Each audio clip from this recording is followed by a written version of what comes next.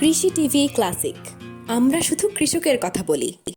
আসসালামু আলাইকুম বন্ধুরা, কৃষি টিভি ক্লাসিকে আপনাদেরকে স্বাগত জানাচ্ছি। অনেকদিন পর একটা জরুরি ভিডিও নিয়ে আপনাদের সামনে উপস্থিত হয়েছি বন্ধুরা। আশা করি আপনারা ভালো আছেন। আজকের ভিডিওটা অত্যন্ত ব্যতিক্রমধর্মী। আপনারা যারা খামারি আছেন, বিশেষ করে আজকে ভিডিওটা হবে হাঁসের খামার নিয়ে। হাঁস যারা পালেন, হাঁস সম্বন্ধে জানার জন্য, হাঁসের রোগ সম্বন্ধে এই ভিডিওটা খুবই জরুরি। আপনারা পুরোটা ভিডিও দেখবেন এবং ভিডিও দেখে একটা লাইক দিবেন, শেয়ার করবেন, ফেসবুকে অবশ্যই শেয়ার করে রাখবেন আর কমেন্টস বক্সে আপনাদের সমস্যা জানাবেন।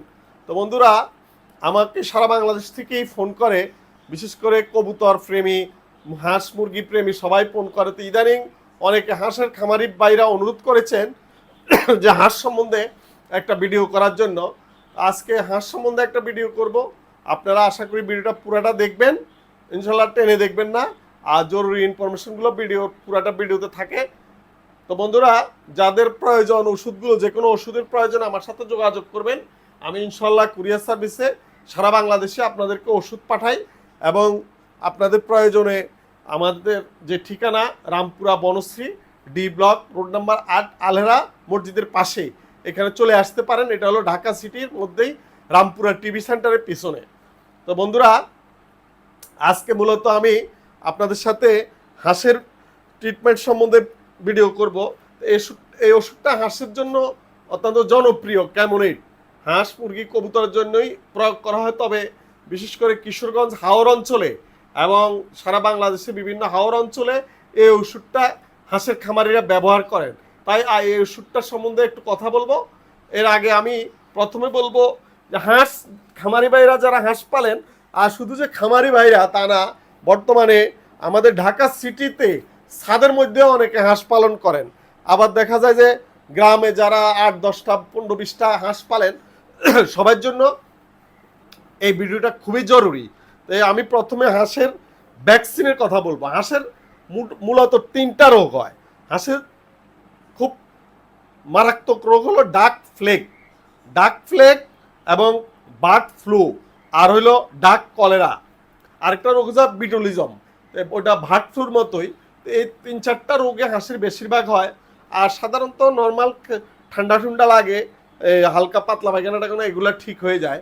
আপনারা হাঁস যারা পালবেন তারা মূলত প্রথমেই আপনারা ডাক ফ্লেগ যে ভ্যাকসিনটা এটা কালেক্ট করবেন। ডাক ফ্লেগ ভ্যাকসিনটার এটার নামই ডাক ফ্লেগ ভ্যাকসিন আপনারা প্রয়োগ করবেন 21 দিন বয়সে। হাঁসের বয়স যখন 21 দিন হবে তখন 1 মিলি প্রয়োগ করবেন। রানের মাংসে অথবা বুকের মাংসে 1 মিলি এই ডাক প্লেগের ভ্যাকসিন প্রয়োগ করবেন প্রতিটা হাঁসের। আর 36তম দিনে, 21 দিন পরে আবার 36তম দিনে সেম ডাক প্লেগের বুস্টার ডোজটা করবেন। এটা ডাক প্লেগের বুস্টার ডোজ। এরপরে আপনি 5 মাস পর প্রতি 5 মাস পর এই ডাক প্লেগের ভ্যাকসিন করবেন। ইনশাল্লাহ আপনার হাঁস ভালো থাকবে, অসুস্থ হবে না। আর এই ডাক প্লেগের লক্ষণ, ডাক প্লেগটা কি জিনিস এটা আগে একটু বলি। ডাক প্লেগ হলো, এটা আক্রান্ত হাঁস দাঁড়াতে পারবে না, মাথা ফুলে যায়, খুঁড়িয়ে হাঁটে, সাঁতার কাটতে পারে না, পুরুষাঙ্গ বাইরে ঝুলতে থাকে। এই ধরনের প্রবলেম আমাদের এখানে প্রায় আসে সমস্যা নিয়ে। এটা ডাক প্লেগের লক্ষণ। নাক দিয়ে পানি আসে এবং পায়খানার সাথে রক্ত যায়, খাদ্য গ্রহণ কমতে থাকে, খাবার খাওয়া বন্ধ হয়ে যায় এবং তৃষ্ণা বেড়ে যায়। এটার মৃত্যু আর প্রায় 100 ভাগ মরে যায়। ট্রিটমেন্ট খুব কঠিন। এইটা গেল হাঁসের ডাক প্লেগ সম্বন্ধে আপনারা বুঝতে পারলেন বন্ধুরা। এটার একমাত্র ওষুধ হলো আগে ভ্যাকসিন দিবেন। আর হওয়ার পরে সাধারণত কিছু ওষুধ আছে যেটা আমরা ব্যবহার করি। এই যে ক্যামোনিড আছে, তারপরে সালফেট আছে, আর তারপরে ওই বিশেষ করে জ্যান্টামাইসিন ইউজ করি আমরা। এই সম্বন্ধে ভালো ডাক্তারের পরামর্শ নেবেন, হয়তো বা স্ক্রিনে দেখানো নাম্বারে যোগাযোগ করবেন। এই ধরনের প্রবলেম হলে আমরা ওষুধের ব্যবস্থা করব। আর বন্ধুরা, ডাক প্লেগের ব্যাপারে আপনারা অবশ্যই ভ্যাকসিন সংগ্রহ করবেন। বিভিন্ন কোম্পানির ভ্যাকসিন আছে, পাশাপাশি থানা লেভেলে যে পশু সম্পদ মন্ত্রণালয়ের অধীনে যে হসপিটাল আছে ওইখানে কালেক্ট করবেন ডাক প্লেগ। এই ডাক প্লেগের ব্যাপারে কথা বললাম। এরপরে আমি বলছি আপনারা বার্ড বার্ড ফ্লুটাও মারাত্মক রোগ, এটা হলেও হাঁসকে বাঁচানো কঠিন হয়ে যায়। বার্ড ফ্লুর ভ্যাকসিন দিবেন আপনি 27তম দিনে 0.5 মানে হাফ মিলি। এটা গলার চামড়ারে এমনি উঠাইয়া চামড়ার নিচে পুশ করতে হয়। আর এই ভ্যাকসিনটা নর্মাল ফ্রিজিং করবেন, আর ডাক প্লেগেটটা ডিপ ফ্রিজে রাখবেন। এটা বার্ড ফ্লুর প্রথমে 27তম দিনে 0.5 মিলি প্রয়োগ করলেন চামড়ার নিচে, তারপরে 42তম দিনে 0.5 মানে হাফ মিলি আপনার গলার চামড়ার নিচে প্রয়োগ করবেন। এরপর 4 মাস পর পর বুস্টার ডোজ করবেন। এটা নিশ্চয় বন্ধুরা বুঝতে পেরেছেন। আপনারা যারা হাঁস পালবেন, হাঁসের খামারি ভাইরা আগে আগে ভ্যাকসিন পরে ফ্লু, পরে হাঁস পালন।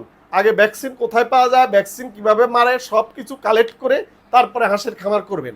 আর প্রশিক্ষণের বিকল্প নাই। আর বার্ড ফ্লু সম্বন্ধে বুঝলেন বন্ধুরা। বার্ড ফ্লু হলেও মৃত্যু হার খুব 99%, মানে এটা খুবই কঠিন রোগ।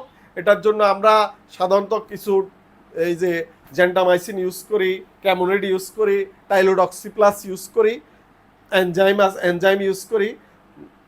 তাই এটার ব্যাপারে কারো ওষুধের প্রয়োজন ভালো ডাক্তারের পরামর্শ নেবেন।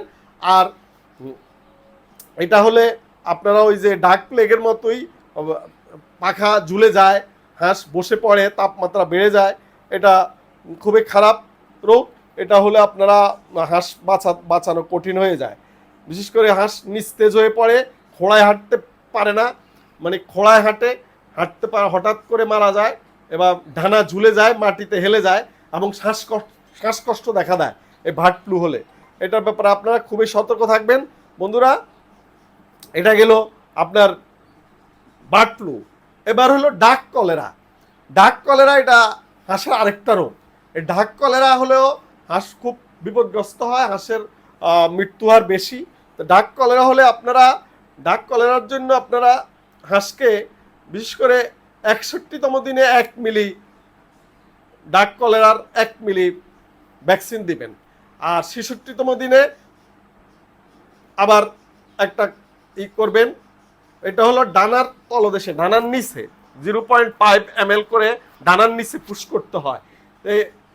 এটা নর্মাল ফ্রিজিং করবেন ইনশাল্লাহ 5 মাস পর পর। প্রথম 61তম দিনে 1 মিলি করলেন, তারপর 66তম দিনে আবার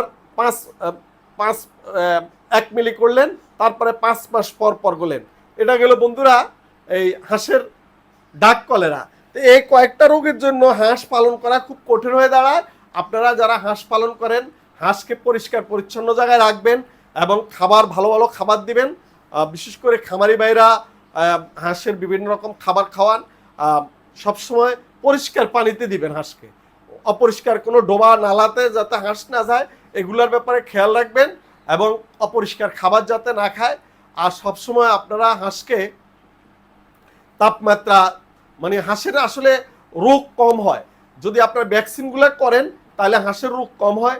খাবার পরিষ্কার পরিচ্ছন্ন রাখবেন ইনশাল্লাহ। আজকের ভিডিওটা শুধু হাঁসের ব্যাপারে আমি কথা বলছি। আপনারা এই হাঁসের খামারি ভাইরা এই ভিডিওটা অন্তত আপনাদের ফেসবুকে রাখবেন। হাঁসের ওষুধ কম, এই ক্যামোনিডটা সাধারণ ঠান্ডার ক্ষেত্রে এই ক্যামোনিডটা খুব কার্যকরী। সাধারণ যেই পাতলা পায়খানা, নর্মাল এই চুনা পায়খানা, সবুজ পায়খানা হয়, এই ওষুধটা খুবই, আমি খামারি অনেক হাওর অঞ্চলের অনেক খামারি ভাইদের সাথে কথা বলছি, এটার ফিডব্যাক নিয়েছি। এটা 1 লিটার পানিতে 2 মিলি 2 গ্রাম দিয়ে বা খাবারের সাথে 2-3 গ্রাম দিয়ে এটা ইউজ করে, মনে করেন মাসে দেখা যায় 3-4 দিন বা 5 দিন কোর্স করাই দেয়, ওই হাঁসগুলো ভালো থাকে। তো বন্ধুরা আজকে এই পর্যন্ত। আপনারা হাঁস খামারি ভাইরা এই ভিডিওটা অবশ্যই ভালোভাবে দেখবেন, এবং যারা মুরগি পালেন তারাও হাঁসের প্রতি উৎসাহ আছে, সবাই এটা দেখবেন। ধন্যবাদ সবাইকে, আবারও ধন্যবাদ জানিয়ে ভিডিওটি শেষ করছি। ভালো থাকবেন সবাই।